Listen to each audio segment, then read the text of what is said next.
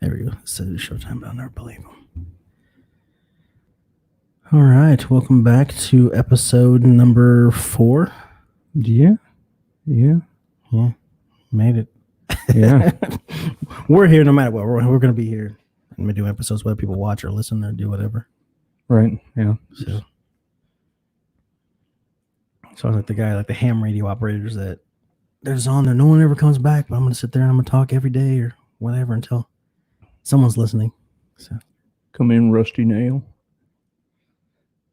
is that This is Candy Cane. yeah, Candy Cane? The first one was good. The I think they're up to 4. It was Joyride. Yeah. The first one was really, really good. Yes, it had Steve Zahn and Paul Walker. Right. You couldn't go wrong. And it was Lily Sobieski. Is that I don't girl's know, name? I don't know that girl, the actress's name. I want to say because I just want to say Lily Sobieski, but I think it's what it is. It's such a great thriller. Yes, and original. Mm-hmm. Yeah, they buy that crappy car. He picks up his brother from jail. He's like, hey, I wouldn't even be driving if it wasn't for you or whatever. Or I wouldn't have come this way or something like that. And then That's right. Yeah, because he went out of his way to pick the brother up. mm-hmm. And then his brother's like, yeah, I got a CB radio put in the car. And then they start having fun on the way there. Yes. 2001. Wow. Right? I was looking at movies. I'm like, man, some movies like were just not too long ago, but it still seemed like forever ago. Yeah, Lily Sobieski. Sobieski. There's no L in there, so it's my fault. But there was others, but I've only seen the first one. I may have watched the second one. I don't know. I hate when they do that, when they take a great movie, or not even, it does not necessarily even have to be great, but like a movie that it had all the right things. Had right. Good cast, good narrative, and then they're like, okay, let's crank out 2-3 more, but with people you've never heard of and a story that doesn't make sense. Yeah, we just want the name pretty much. You're just ripping off the plot and trying to snag the people that were like the core that fans. Watched, yeah, which is annoying because what was something I just read? They're calling the Wonder Years. They're doing a reboot, but with a black family. Same time period, which was like the late 60s, early 70s, maybe. I don't know when the time period was. But then why is it a reboot? Why don't you just do a sitcom, call it whatever, and just put it during that time period? Why call it a reboot? Because it's not necessarily a reboot. It could have been The Family Next Door. You could have done it from a different perspective, but almost like you're trying to capitalize on the nostalgia of the people who enjoyed the Wonder Years originally, but now you're going to do it with black people. I was annoyed by that. Yeah, I'm not familiar with that show. Never heard of Wonder Years? That's where Fred Savage came from. No idea who that is. Okay. It's kind of a cool show. Okay. But it was basically a coming of age of Fred Savage and then his brothers. I think it was narrated as well. I'm not sure. It's been a long, long time. Okay. Because in the sidekick, or his best friend, everybody said that was Marilyn Manson. Because it looks a lot like Marilyn Manson. If Marilyn Manson was a kid, he looks like the Wonder Years.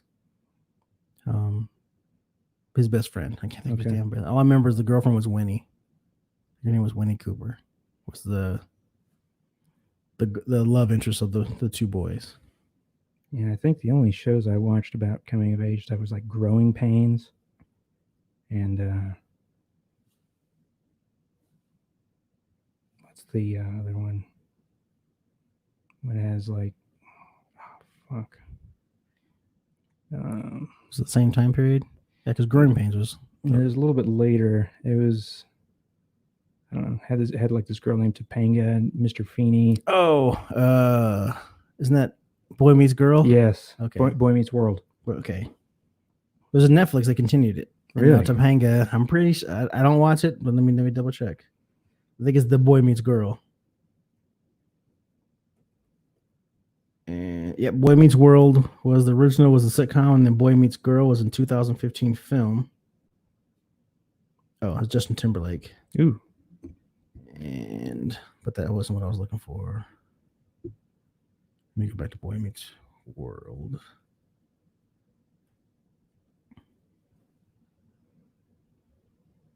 But I think the chick that played Topanga, I never watched any of them, so I'm not familiar with. I just know it popped up on on Netflix not too long ago. Let me double check here. Anyway, how you been? I haven't seen you. I haven't actually talked to you since our last text was Monday night at midnight. Stressed, just lots of coursework. I had a midterm, and then two midterms. One was an actual exam. The other was an essay, and I think I did well. I know I did well in the exam. I got 85% on the exam. Yeah, which is nice. It tells you your score right away. Right. Was it proctored or did it just say a timer? It had a timer. Okay. It was all online. So I thought I would do better than I did. I really felt like I had, when you read stuff, you just don't remember like the minuscule items from here and there, like things like that don't occur to you to be like, oh yeah, that's really important. I might need to remember that later. Right. And then it comes up on a test and it's just like, I don't fucking remember that. What is going on? Then you go back and read it. It's like, oh, it's right there. Play this day. But yeah, exactly. It's like, I don't remember reading. So luckily it was open book test. So nice. I got to. Wait, you got an 85 on an open book test?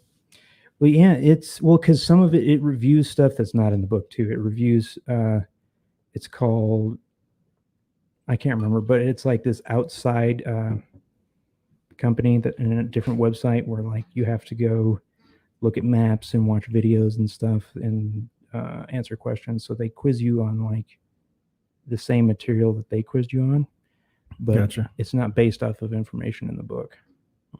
It's based off of information that you got from watching these videos. And I guess I could have gone and rewatched the videos while I was testing, but it didn't occur to me. Yeah, where do you start on that though? You spend how much time trying to find one answer? Yeah, so there was some where I really thought I had the right answer. When I reviewed it, it was like, how is that possible? Like, because I don't know. One was that really got me was like, it was which doesn't fit for the 1800s, and it was like the Age of Enlightenment was there, and I was like, the Age of Enlightenment, that was like in ancient Greece. So I was like, yeah, and I got that wrong.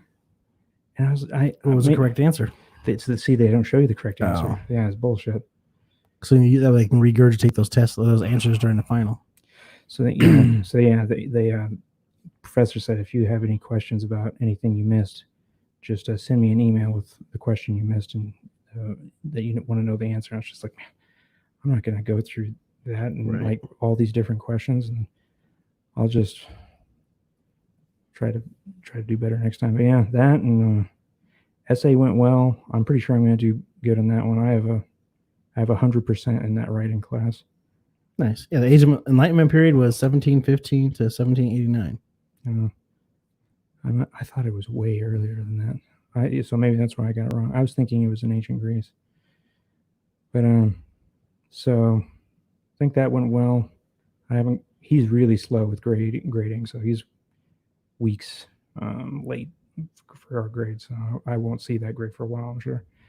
But I think I did well. Had to write about an event in our life, and you had to like dramatize it and add dialogue, and which I'm decent at. But it was hard to find a good event to write about. I don't like writing about myself, really. Yeah, so I'm the same. So yeah, I picked this time where. So when I was a teenager, I was getting in trouble a lot here in Denver. Drinking, not missing, not showing up for class, not coming home at night. So everybody, I guess I wanted to go too, but they decided I should go up to move in with my dad, and I wanted to too. I thought that was a good idea because previously he had lived here in Colorado, and I would see him on the weekends. And I'd spend Saturday night there and leave Sunday. And he was always like really laid back, didn't really, bitch at me too much, strict with certain things.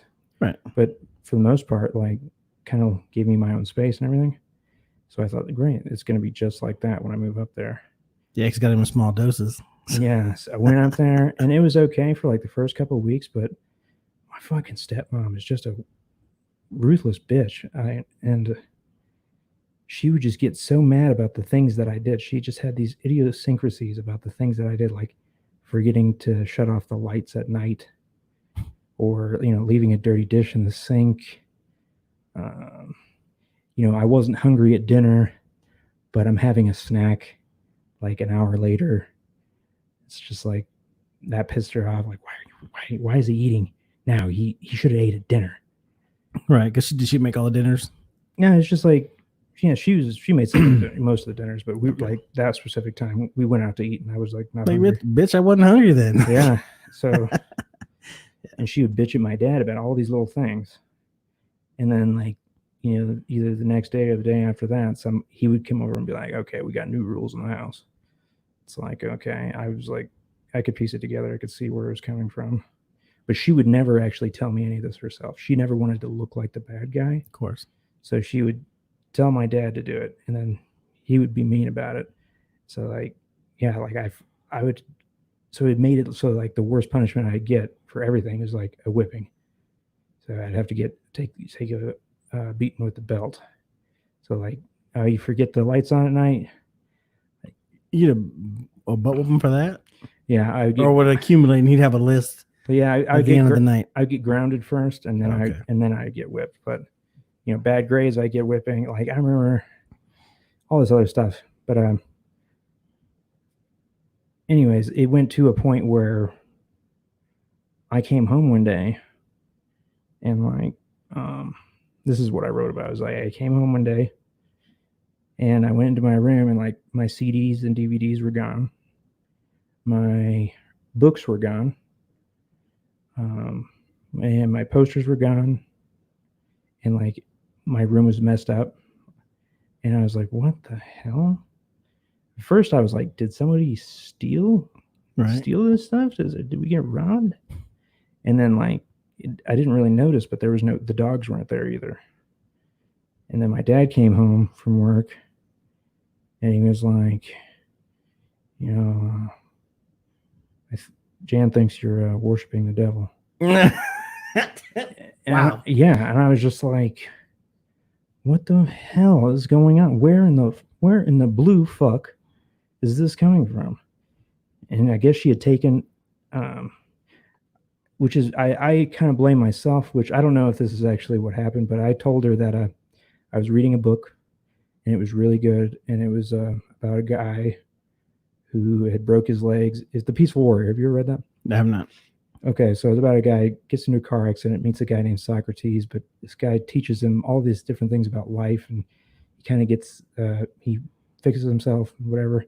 So I told her, I've got this book, it's really uplifting and inspiring. And I don't know if I told her the name of it, but I left it out of my bed, or it got shoved under my pillow, and the book I left out of my bed was this, I don't know the title of it now, but it was the autobiography of like this really twisted Norwegian black metal singer. And he was burning down churches in Norway. He had been arrested for murder because he stabbed a guy in the head with a knife. Shit. And like, this is just what's on the back of the book. And it's just like that. And so I assume she went in there and was maybe thinking like, is this that uplifting book he was talking about? And like, saw that. I don't know if that's how it happened, but she took that and all these other stuff into her pastor. Her pastor said that it was really bad. It was. Do you have her phone number? You want to call her and ask her? No, fuck no. Are they still together? Yeah. Awesome.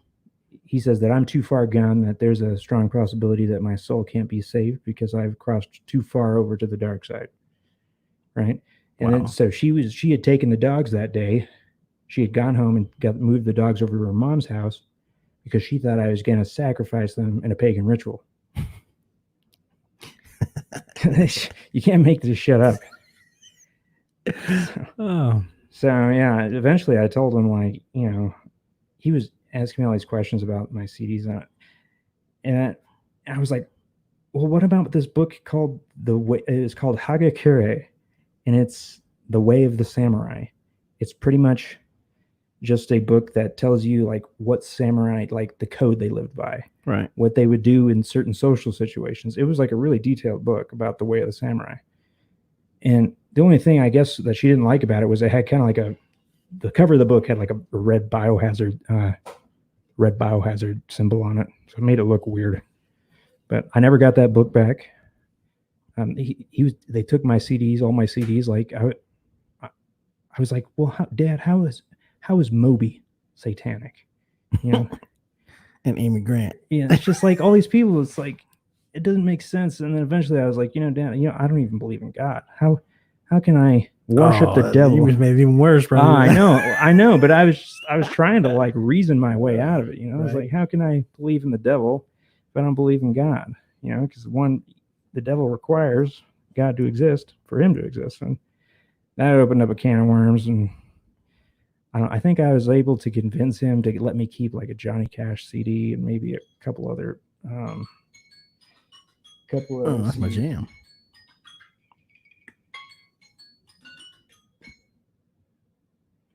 My bad. But I convinced him to keep a couple other things, a couple CDs, and never got my posters back. Never got my never got most of my CDs back. Most of my movies were gone. I mean, movies is just like my movies, like actual movies. They took because They just tossed them. No, they hid him somewhere at my aunt's cabin in the woods, and then I never saw him after that. Because I think they were keeping him in their bedroom for a while, and they found out I was sneaking in there and getting shit out of it. And my stepmom was a sneaky little cunt. Put tape on the door, the very bottom of the door, and she'd come home and see if the tape had been broken. I didn't know that she was doing this, because you can't see it. Right. Yeah, that's the point. Yeah, and then she would find out that I was going in there, and then they started accusing me of stealing my dad's fucking pain pills that were in there, which I didn't even know he had pain pills. Till then, like, yeah. Where are these pain pills that I stole from? Yeah, I did. After they did accuse me, I did go back in and start looking for them. Like, oh yeah, I didn't find them though, because I think after they thought I was getting into them, they moved them somewhere else. But so I wrote about getting my CDs taken away and the fundamental like distrust that I ended up having with my parents like after that, because it's just like, oh yeah, they forced me to get baptized a second time after that.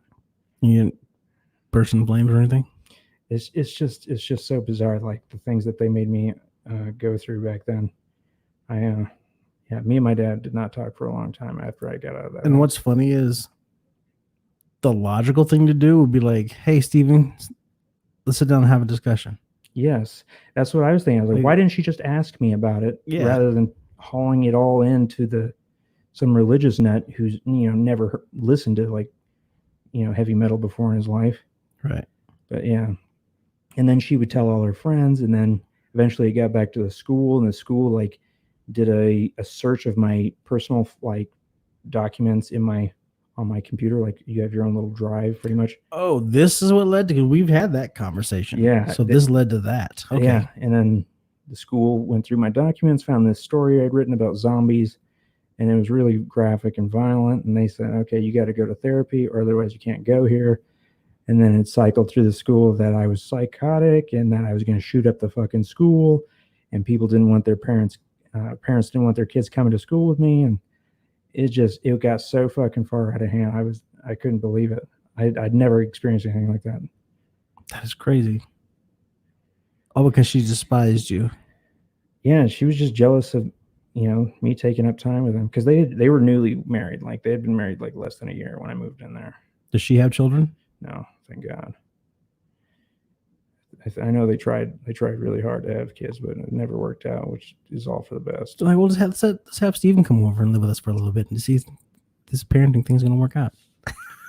Well, yeah, they'd send me away for the summertime, and they'd send me back out here for the summertime, which sucked because all my friends were out there at that point.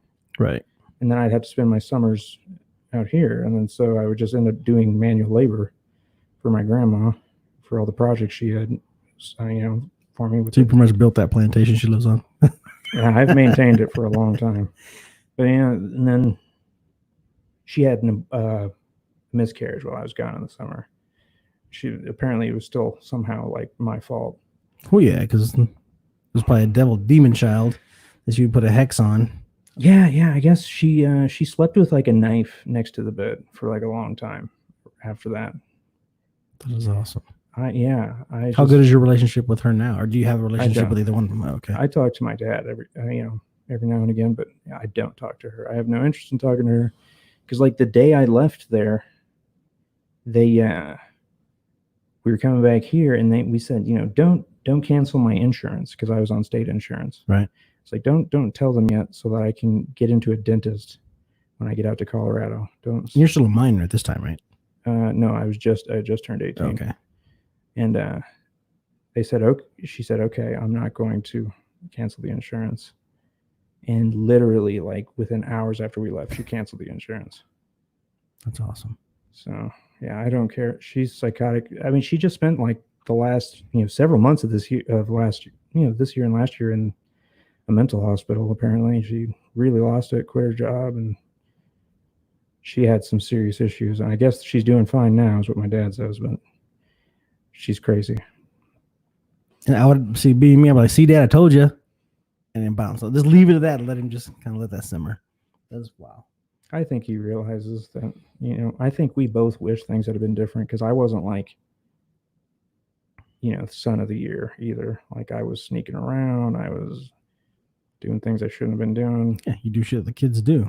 Yeah. But, that could have been preventable if they just gave me, my own space and just let me hang out with like people when I wanted to, rather than, locking me down and then I have to hang out with like whoever can sneak out, and that's never the good people. Right. Like I think like when they try to mold you, because these type of people that you've grown up with and they weren't a problem then, but now all of a sudden they're a problem. Which when I was a kid, there was a neighbor, and the neighbor, I'm trying not to say her name, but she lived across the street in the house over on the corner, and she would forbid me to hang out with her sons. And she had two sons, both, and she's white and husband's black. And so growing up, she would talk, and friends of the family. So she was always around, and that's how you would hear it. It was a small town also. And she would just didn't want me hanging out with the kids because I was a bad influence and this and that. And then I want to say, maybe 2 or 3 years ago, she found me on Facebook. Oh, Jeremy, I'm so proud of you. How are you been? And all this stuff and blah, blah. I just fucking let her have it because one of her kids is in prison. Mm-hmm. And I just fucking laid into her. I'm like, are you kidding me? Now I'm this cool kid. But when I was a kid, my memories of you are this, and this. Oh, I'm sorry you feel that way. So I just cussed her out and deleted her and went on about my life. I mean, so I kind of thank Facebook for putting me in contact with those people because, yeah, if you're from my past and we weren't cool, I'm not gonna be cool about it. When I'll add you or I'll accept your friend's request, I'm gonna go through just to see how you turned out, and then I'll probably talk shit about you and then block you. Yeah, because it's the families where they're just like overly controlling. Don't let them do anything. Don't let them see anybody. And then when they fucking get out of that house, they want to do everything they were never allowed to do. And that's what happened with me too. Like I wanted to go to parties. I wanted to hang out. I wanted to do this and that. And then it got me into a lot of trouble because I was just in this pattern of thinking of like, I missed out on all these different things. And it's a common tale. Your parents went through that too, and their parents went through that. Like it's a weird thing that you continue to hold on to that. You want to be better than your parents, but then you end up becoming those people. Like my problem with soda, like that's my biggest vice. I don't drink, smoke, do draw. I was 45 years old, or no, 44 when I tried a gummy. Mm-hmm. And DMT for the first time. It's in the same 44 minutes, 43 when I did DMT. Now it's 44. Anyway, 45 now. But up until then, so 4 decades on this earth, I didn't do anything but soda. I was never allowed to drink soda when I was a kid.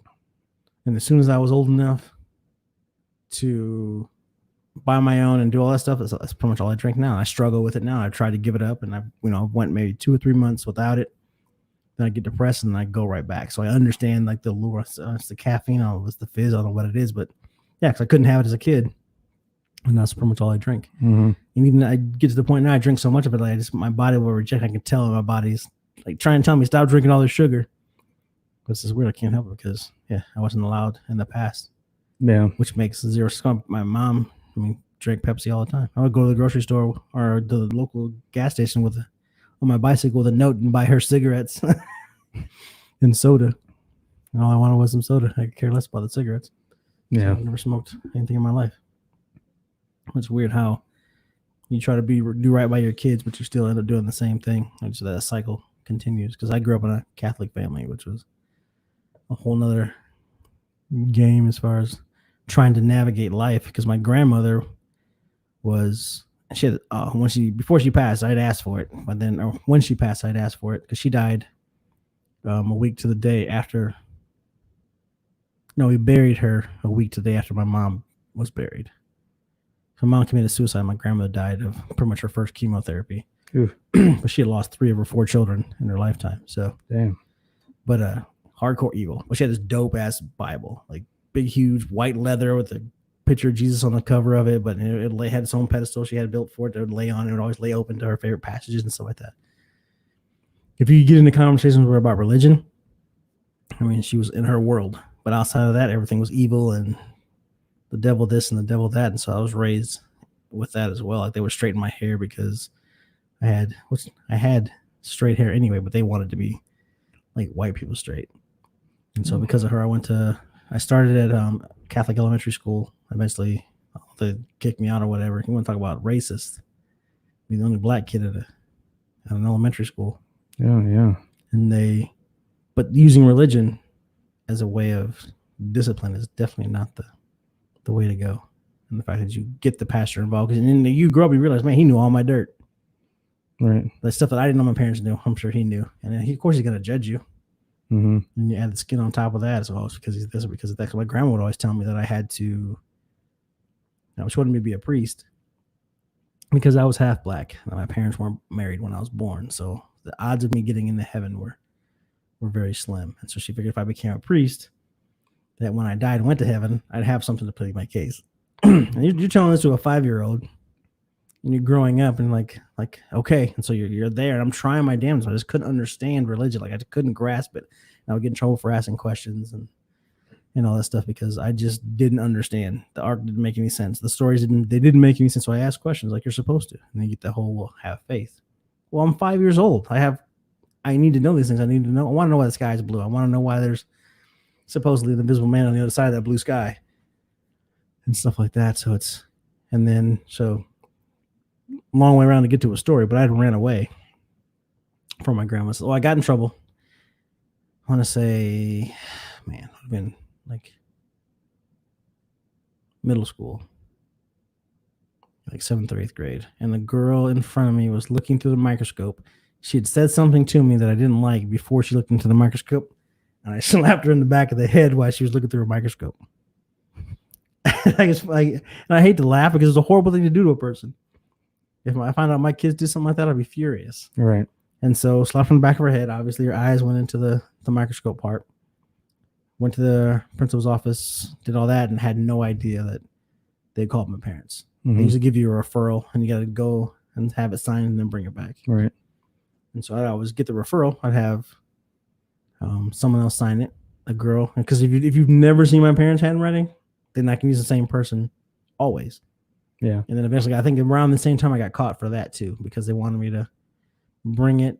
And then when I got home, stepdad met me at the door, which was he left work early, so I already knew I was fucked because he'd never spanked me my entire life, and my mom always did the discipline.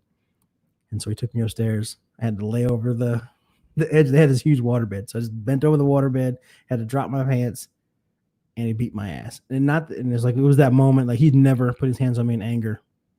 I was probably 14 in my entire life. At no point, he never yelled at me. Never did anything. He was always calm, cool, collective when it came to discipline in general. And even when him and my mom would fight, he wouldn't argue. He wouldn't raise his voice. So I rarely heard him raise his voice. And he raised me since I was 3. And so he did the whole "it's gonna hurt me more, it's gonna hurt you" spiel. And it's funny because as he was spanking me, it didn't hurt. This is a huge man. It didn't hurt physically, but emotionally and psychologically, I was broken because I had did something so bad that he left work and came home and disciplined me.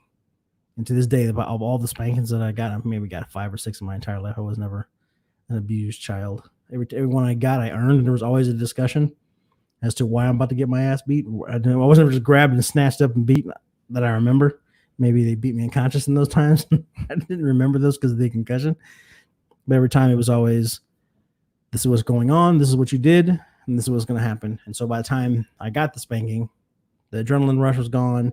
You were calm. You accepted your fate and bent over. And that was why I had a lot of issues with the law, because every time I would get in trouble, I learned that if, okay, we're going to talk about it, we're going to have a discussion, you're going to tell the truth, and it'll be easy. It'll be done and over with. That doesn't work like that in the judicial system. I ratted myself out every single time I got in trouble, which is the only reason I would have it. If I had not said anything and did the whole lawyer thing, that's what cracks me up about the first 48, because that's my new show, because Live PD is off because of the state of the world. But I watched the first 48. Every single one of them fuckers rat themselves. Yeah, I did it. I was there. Like, shut the fuck up. Yeah. Lawyer. What part of that, the right to remain silent, do you not understand? So when I got the spanking, I sent to my grandma's house now, because they had like my grandma's like, just send him out to me and I'll take him. She lived out in the country. So I sent him out to me and I'll get God back into him, or whatever the case would be. So then I had to ride the bus. Still had to go to school because there was only 2 middle schools in my hometown, and that one was too far away. So I was going to the same school, which was cool because it'd been elementary school, probably would have been different. And so I had to ride the bus now, and I hated it. It was out in the middle of nowhere, wasn't shit to do at my grandma's house. And so probably 2 weeks into it, I ran away from my grandma's house. And it was a small town. Mom knew where I was. But she's like, all right. And we had a conversation when she popped up. I went to school and everything like that, because I didn't want to I wanted to stay in school. I didn't want to get in trouble. Plus, that's where all my friends were, essentially. So run away, do all this. My mom finally shows up at school one day, and we have the conversation, and I can come back home, but these are the new rules, which the same rules as before. Just don't slap people in the back of their head or look into a microscope. Go to my grandma's house to get my stuff, all my stuff that I took with me, because half my stuff was still at my house, but the necessities traveled with me. All my stuff was in a garbage bag. Grabbed it, put it in the trunk, went home. Grandma didn't talk to me, didn't do nothing. Opened it up. She had cut up all my clothes, cut all the crotches out of my underwear and all this stuff, and left a note that I'm a heathen, I'm going to hell, and all this stuff. And that the reason that was cutting out the crotches because I'm evil and all this. Like, it was the most ridiculous. I'm like, wow, so bizarre.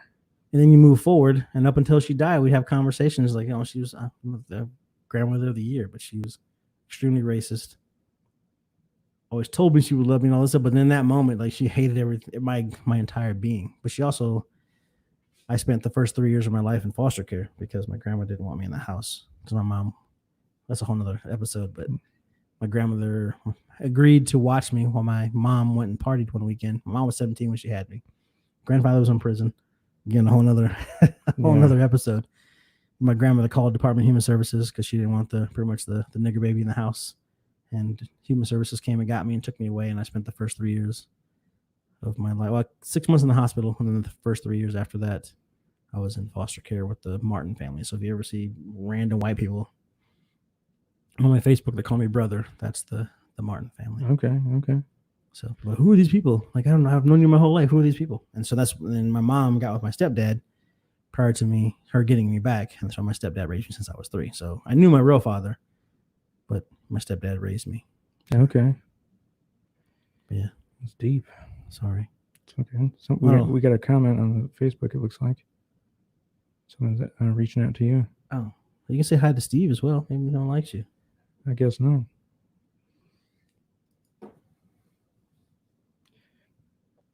Oops, I'm all typing on here like that's.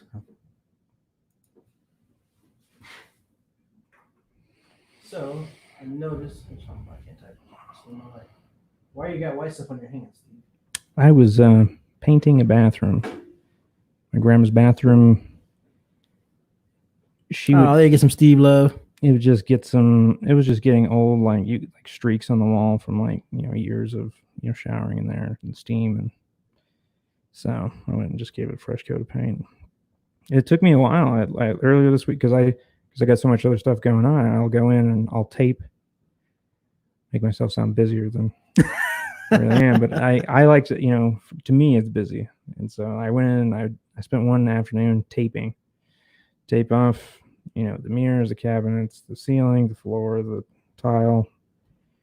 And then the next day you go in, you cut it all out, which means you just do the corners around the edges of the mirrors, and then the corners of the walls, and the outside corners, and then down by the baseboard and everything. So then on the third day today, you just go in with a roller and just fill in everything. So she has a bathroom in her room? Or that one in the hallway? The one in the hallway. Okay, got rid of that raggedy ass. Looks like a peach or whatever that paint Same was. color. Same Ah, color. that's so dreary. Yeah, same color. But yeah. So I guess we were talking about doing a skit sometime You and your soon. grandma? No, you, Oh. me and you. I was gonna Oh, say yeah. that. Well, you didn't reach out to me. I wanted to try to film it yesterday, but then you just left Oh, me hanging. yeah. So I figured you were busy with school or you had other stuff going on. Yeah, I'm not sure. Yeah, this week was a bad week for it, but yeah, I like the idea. That's a funny idea. And if you're not listening, or if you are listening and you haven't watched last week's episode, we went into some detail about Autoerotic asphyxiation. yes, and how it could have possibly happened to John Travolta's son. At the time, I said it was how John Travolta's son died.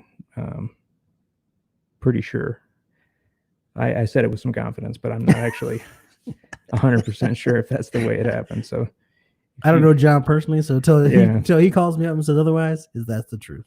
But yeah, we went into some detail about how I would do it and if I would do it on camera. So we were thinking about making a skit about going too long, which is funny because have you ever watched the comedy show The Whitest Kids You Know? Goodbye? Yeah. No. It's called The Whitest Kids You Know. It was on IFC. I don't know if I'm guessing they don't have new seasons because I was watching it years and years ago. And they did a joke about a guy who died jacking off, and his friends would come in and find him, and one by one, and it was funny. Yeah, but I mean, it's like the comedy they did was not the best. Well, I was thinking about it today on the way because I was thinking about the show, and I was like, oh, we should have got together to do the skit, and because in my mind, I got this crazy ideas in my mind. I don't want to discuss it on the air because I want to see if we can pull it off. Because I want to say this is what I want to do. Okay, it doesn't work that way because it was the same vision that was in my head because my comedy comes like always a dark place, but it always has a visual. As I'm saying it out loud, I can see it and I can picture. That's why there's so many details and like the little intricacies of my comedy and just my humor in general. I think that's why it works because I have that vision in my head as I'm saying it. And so hopefully if I can get that out of my head onto the moving pictures, I guess, on the film. I want to say film, but that's nothing. It's digital now. But if I can get that out of my head onto a skit, it's gonna be gold. Yeah, we should storyboard it. Yeah, we're both pretty creative, and so we bounce off. So hopefully we can have by next week because I got some. Yeah, and it's not gonna be a very long one. Maybe a couple minutes, but it's gonna need be to be gold. long. Yeah. We can pull it off. Yeah, it's gonna be good. Because when you had mentioned that, I thought, that was it was so like it was so funny in the moment, and it was, I don't know, it didn't feel forced. It was like a real like inspirational idea. When we were talking about it, when I brought it up, when we were talking about it, and when you brought it up later, I thought that's such a great way to take it. Because I think the only of the three, like the first one, I had a headache. The last place I wanted to be was doing a podcast the first time, but I think like we discussed after when we went off the air, we discussed how like that was probably the best moment because that's more like our conversations in real life. Mm-hmm. And so we're so caught up in worrying about getting in trouble and saying the wrong things and all that stuff. But in my day-to-day life, I talk that way all the time. Even when I'm around patients, obviously I'll pull back a little bit, but a lot of my patients now, like we're like family because I'm a smaller practice and I go to their homes and stuff like that. And so, I mean, I don't go in, when I first started, I used to go inside their houses and that got old real quick, dragging that. And the table got real heavy. Oh yeah. But now they come onto the bus and I know which ones I can joke around with and which ones I can't. And yep. And so the ones that invite you for dinner and stuff like that, those are usually the ones. And we've had so many like non-chiropractic patient relationship visits and conversations where I know, where my boundaries are, but all new patients. And if I don't know them, they get dry, professional, very matter of fact, Jeremy. But like, we're so like, we think about like, okay, what can I say this? I want to use the N word constantly. I want to use the F word constantly. That's how I talk. I don't use the N word all the time, but I got in trouble on Facebook and it's funny because we were talking, I'm rambling. so I apologize. But a friend of ours had posted something on Facebook about what we learned. And I was like, I can't remember, it was a black guy or something. There was a black preacher that got coronavirus, but he was against closing down churches and he ended up dying of coronavirus or something like that. I think that's what it was. Okay. And then we learned that God hates niggers. This is what I posted. And then you ran with something in yours, like took it to the next level. And then less than an hour later, I get a notification from Facebook saying that I'm about to be banned if I do it again. And then I'm on warning, and they didn't do anything to your account. Yeah, I got no warning. And so from that point on, I'm like, oh, I need to stop using them. There's so much. I don't use the word all the time on Facebook anyway, but sometimes you have to use it. But now you can't. Like ever since the Black Lives Matter and the whole George Floyd thing, like I'm terrified to say it out loud because I don't want to get my account locked down. Yeah, it's one of those things where, yeah, PC culture. We're in a PC culture, and so it's watch what you just feel on edge when it comes to like edgy, borderline material like that. Like it's cringy. Right. Who is it going to offend? So I hate to live life or live this podcast thinking I'm going to censor myself because I'm afraid of who I'm going to offend.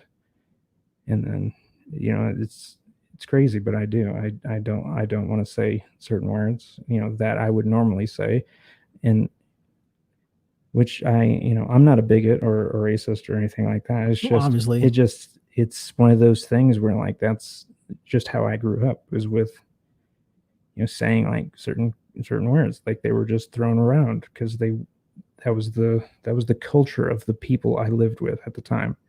Right, but you also grew up to understand there's a time and a place for everything. Right. Like you're not going to go to church and start using the F word. You're not going to go to a gay club and start throwing around faggot and all this stuff. You're just not going to do it. We're so caught up in that, like you're afraid to get banned now. And plus, we grew up when we were kids. I don't know how it was when I'm 45. When I was a kid, there was no internet. Mm-hmm. There was no text messaging. If I said it, no one else is ever going to hear it again. If you weren't in that moment, it became hearsay. Mm-hmm. Now, as soon as we hit to go live, it's whatever comes out of our mouth is out there. Yeah. I think that's the big disconnect. But then once we let go, but even the Nocturnal Gravy shows that we were doing, we knew that it was pre-recorded, where this is actually live. And the pre-recorded stuff, the very first episode that we did, which is me, you, and Dylan, was like mind-blowing. It'll never see the light of day, but you knew in that moment, we're having a good time, we're having a great conversation, it was organic, but you can say no to putting it out there. Yeah, exactly. Yeah. I mean, I'm a little bit more guarded now with like my stories. I think I was just trying to entertain. I wasn't thinking about like the long term, like where's this going to go? Who's going to see this, 10 years down the road or something. Right. When I'm, running for president. Yeah. When I furthered my life down and like everything's changed and people don't know, like, most people don't know certain things about me, and it's not something I like bring up, right away. Right. And so, it could change, the way people think about me. If I really want to keep them around as friends, they will find out, I will let them in on like, some of the things I've been through and everything like that, just so that we're on the same page. Right. Because it's one of those things where even though it's really no one's business, it could get people like Tessie, like, how come you would never tell me that? Like, right. Like if you heard about it from someone else, I spent all this time with this guy. He didn't say a word about it, but all of a sudden you found out and he told you. Like, oh yeah, like you almost like betrayal. Yeah. So, like, how come you didn't tell me? Yeah. So it's just one of those things where after we had done that episode, I was like, yeah, I went too far down the rabbit hole on a lot of that stuff. And a lot of my personal story, my personal truth is out there, and it's not something I'm ready to just broadcast. And what's fun, and funny, because then you tell me, yeah, there was the truth about the story is I actually did this. I'm like, oh shit, like I didn't know the story getting me better. And then so like that sucks that people never hear these stories, but man, you got some doozies. But then you tell me, oh yeah, and the truth of the matter, this is what I did. at the same time, I'm like, oh fuck, you're yeah. my best friend. Like, Yeah, I watered it down like in certain places just because I didn't want to. Yeah, I didn't want to get too deep into it, but yeah, it's just one of those things where now moving forward, I'm a little bit more guarded, but at the same time, I know when to have a good time, kind of thing. right. I know what I can share. That's the thing with this is trying to have that happy medium. Because like when we were just talking about John Travolta, and somehow we got into choking yourself while you're jerking off. And then it just flowed. And in that moment, that's how we ended up going like 20 minutes over because we were so caught up and we were actually being the conversations that we have are not on the air. And it sucks because we'll have good conversations like you got to my house. We were having a conversation. And it was just flowing so well. And as soon as we hit live, it's like, oh, now I gotta mind my P's and Q's. Yeah. You get guarded and you start thinking like trying to force ideas and like yes. I want to think of we got to talk about something funny. What's funny? What did I do this week that was funny? Or you're just thinking of like stuff. It's hard to like because we put ourselves on the spot at that time. So but it's like what's funny, but not overboard. Yeah. Like when I made the joke about what I wanted to say about Dr. Westbrook. And I was like, but you laughed, like you got it like right away. But then once you said that, like I said, it's out there. And it's pre-recorded. Because I was driving around today thinking about today's episode. I was like, man. And all these things flow through. I got to write them down. But no, if I write them down, then I'm going to build them out. And it's going to, because if I start to build it out, it's going to get really weird and out there. And I was thinking about the video skit that I want to do. And also just riffing off the idea of like, how can, if you got a rope around you, because when you're a kid, you had to do to pat your head and rub your belly, but you'd mess it all up. And like, how do you know which one to pull? So if you got a rope around your neck and your penis in your hand, how do you know that you're going to pull the right one at the right time and not pull it too hard and like literally jerk it off? Like that's kind of shit that flows in my head. And as I'm driving down the road, like, oh, I can't say that because then I just did. But like, I don't embellish as much on the idea because it's a fascinating concept and the fact that a person is willing to do. Because was it David Carradine? One of the Carradines died that way. Okay. The guy who played Kung Fu. Is that David? Yeah, I just heard that he had died of a heart attack. I didn't know that it was. No, I think could be wrong. Here we go. Yeah, it's one of those things, man. See who died. Let's look it up. I know. Didn't the guy from lead singer from NXS? I'm pretty sure he died that way too. Yeah. See who has killed? I type slow. Sorry, people. Themselves. I can't type it all. Themselves via autoerotic. C-A-T-I-O. Ooh, autoerotic fatality as a whole. It's one of those things where like I kind of get worried about because when I was in elementary school, there was a kid who had died doing that. And it's like, man, I'd hate for his mother to hear this. Not like not that she's listening, but if she did, it's just like, oh man. Steven was so kind and that motherfucker, like, yeah, like he's making fun of my son, but that's, I don't know. If my son did that, it'd be all jokes all day. It's just, that's how I cope. I cope through humor. And so I don't know who. So David Carradine. Wow. June 3rd, 2009. That long ago too. Wow. Yeah, it was a while ago. Let me see. I don't know who. Do you know who Kevin Gilbert is? Nah. He's a musician. Died May 18th of 96. By the same way, but I don't know who he is. God, there's better ways to achieve that. I mean, I've always heard that you could get like anal nitrate. I've never done it. I've never seen it, but I've heard of people like sniffing amyl nitrate right before they're about to come, and I guess it's supposed to really. Those what the hell they? Sam Kinison was always talking about it too. Amyl nitrate. Poppers? Those are? Yeah, something like that. I think they're banned now, but I'm sure you can still find them if you looked hard enough. Oh yeah. I'm sure they're around. They got a cool name that we just don't know what to look for. Okay, and then the guy is Stephen Milligan. He died in '94. He was a British politician. So as far as famous people, that's it. There's no. I thought for sure the NXS guy did. There's also a category death during consensual sex. Let's see who. Notable cases.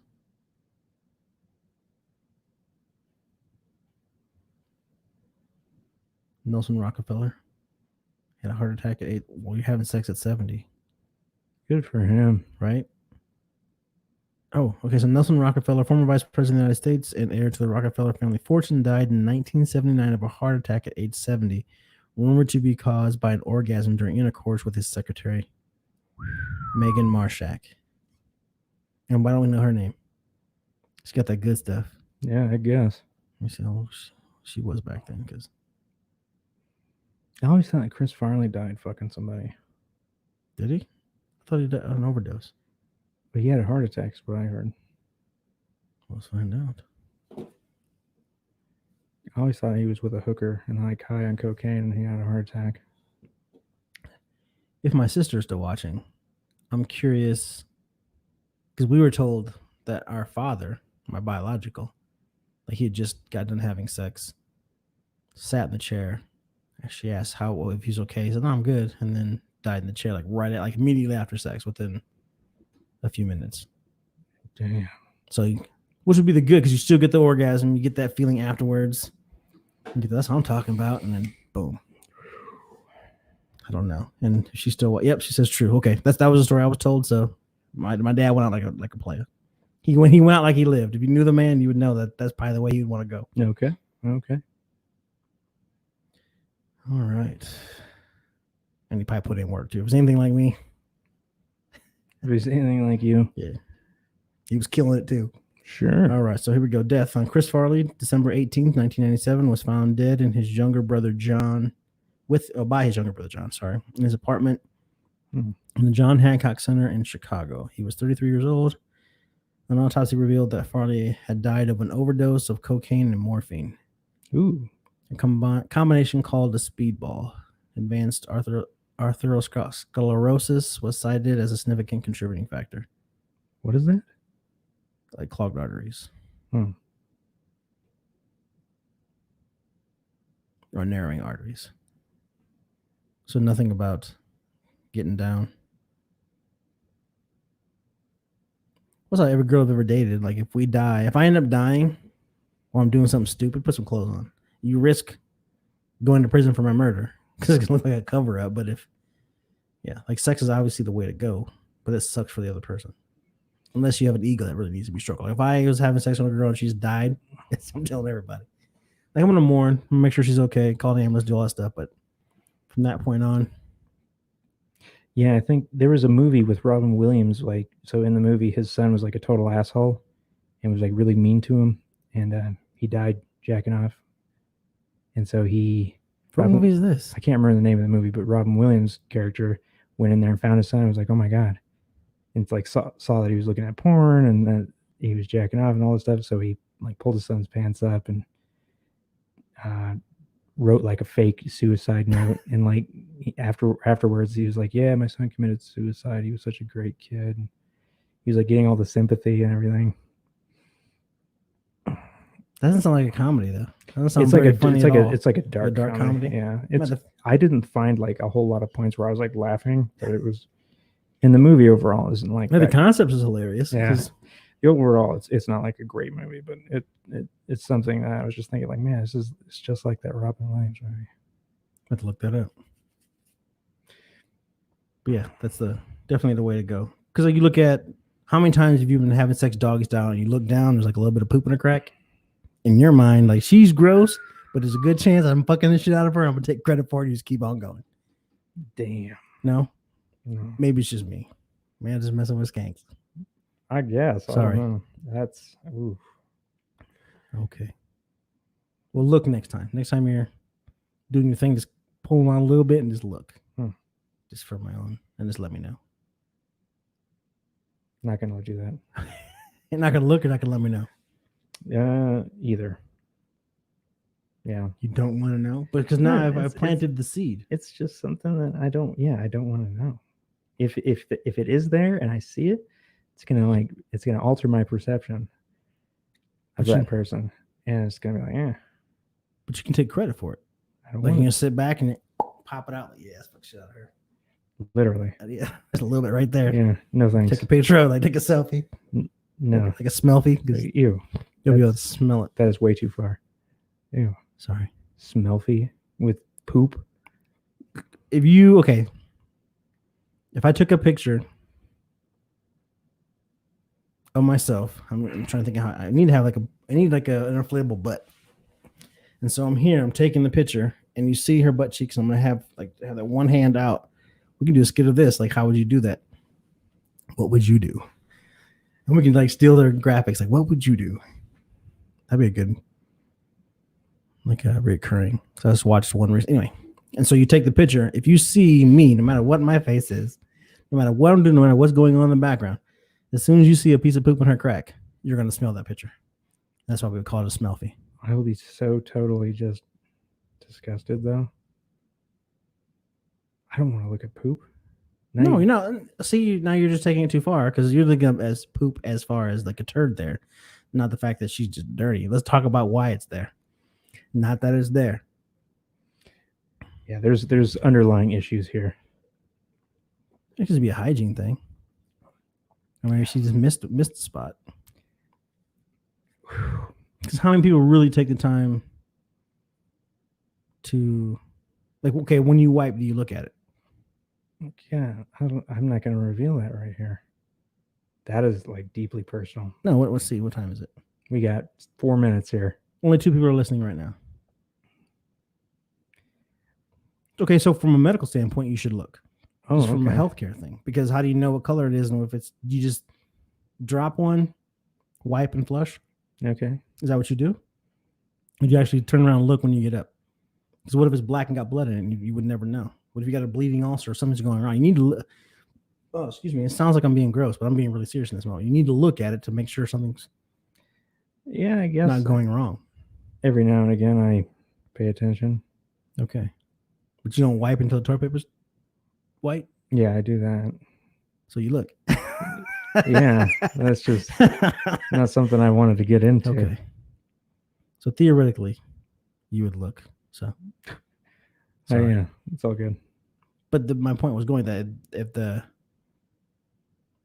your underlying issue is the fact that person's not looking, and how far up do they go? What if they got a big butt? Because you got to think about that. And I'm only from a perspective of a chiropractor. A lot of my patients are face down.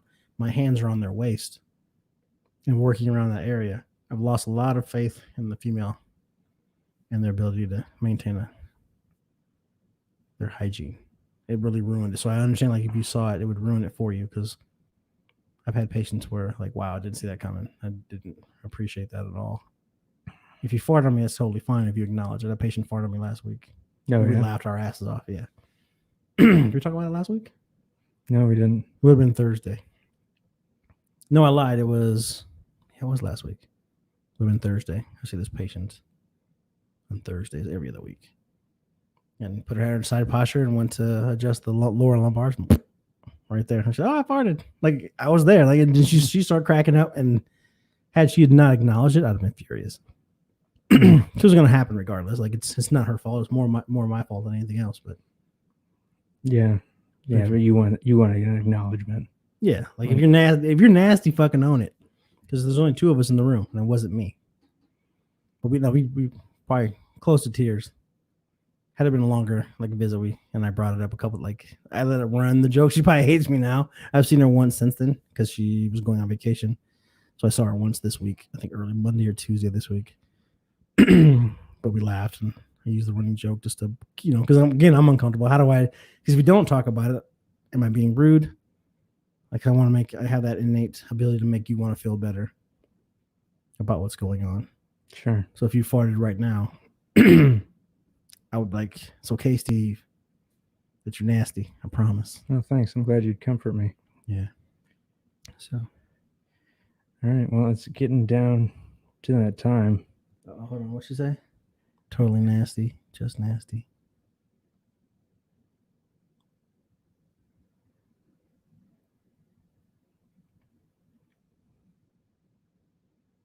Totally okay with dying at 70 after having sex. Yeah, that's the way to go. That's the best way to go. Or die in your sleep, but that sucks for you. Because you got to think, if I die, let's say we're having sex, Steve, and of course I'm going to look at there's poop in your crack, but I'm saying we're going at it, and I die, you're ruined forever. I'm ruined. Yeah, you're thinking, oh man, was it me? Did he have a heart attack? Because I'm assuming you haven't had anal sex with a man before, so I'd be the first, and hopefully it'll last at that point. Because if I'm going to do it, it's going to be on. But if I died while doing it, I'd still blame you. I wouldn't blame myself. you wouldn't internalize in that survivor's guilt, like, oh my god, what could I have done? Did I squeeze his balls too tight? What did I do? No, I would just be like, yeah, well, did I do anything illegal here? And I'd have to like think really hard and like, he's like, no. Okay, so it's genetics. And then I would go. Wait, my genetics or yours? Yours. It's yours. Got that bomb shooter. So you would try again just to make sure it wasn't you. Not to make sure, because I already know it wasn't me. Okay. But scientifically speaking, you wouldn't just try again with someone that looked like me. I probably would never try ever with someone that looked like you. That hurts. I mean, it's kind of, I don't know. You mean sense or in general? Like now I don't know where we're going with this. So I don't know if you're hurting my feelings or I should be flattered. I don't find you sexually attractive. Okay. So is it my color? Is it my beard? What is it? You're just like too much Lawrence Fishburne. Wow. I don't see it, but a lot of people say that. Too much of that Morpheus in there. You don't want. Yeah. I mean, man, if you had a really deep voice like he does, that'd be off the chain. So that's the difference. So if I had a deeper voice, it would help. Okay, you shove it up a little bit. Yeah, like some Barry White. Barry White. Oh man, I'm gonna have to leave watching a guy on. Anyway, we're done. Yeah, 8:02. we're clocking out. All right. Love you too. We'll be safe. Of course, we'd be safe. I mean, I'm assuming he doesn't have anything, but if it did go down, I think. Well, they can. Would you let me go? They can cure AIDS now, or they have something for. Would you let me go? Was it bareback? No. You make me wear a condom? God, yeah. If I can't. Because are you protecting me, or are you trying to protect yourself? Myself. Okay. I don't know what you have. What if I got tested? I don't care. It could be fake. You're crafty with the computer. I'm like, yeah, fuck this. I'm just gonna fucking print some shit out. Make it look official. Go to some like hospital, grab their little letterhead, and drag it over. Well, I wouldn't know what an AIDS test looked like, so I couldn't. You Google it. But you got to think with the drugs. If I got it, I'm 45. If I got AIDS now, this afternoon, I would still live a long, healthy life. Yeah, you'd probably be all right. So, but then you have to pay for the medication and consultations and the doctor's visits, and I'll probably just ride that train. Because I can drink all the soda I want and still lose weight. Yes, there's some upside to it. Always. Okay. All right. It's 8:03. Peace out. Oh, she didn't mean it like that. Either way would be safe because you said that he doesn't trust my hygiene. But I mean, I can't. What's it called when you pull it off and then slide in? Is that a term? I don't know that term. Okay. Well, we'll end on that. Let me see if there's a.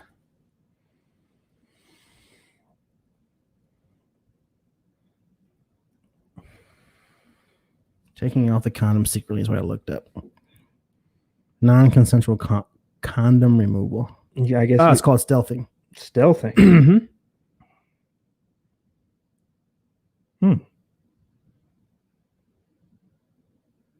But you'd probably figure it out as soon as I put it back in your mouth. And we're out. Okay. Jesus.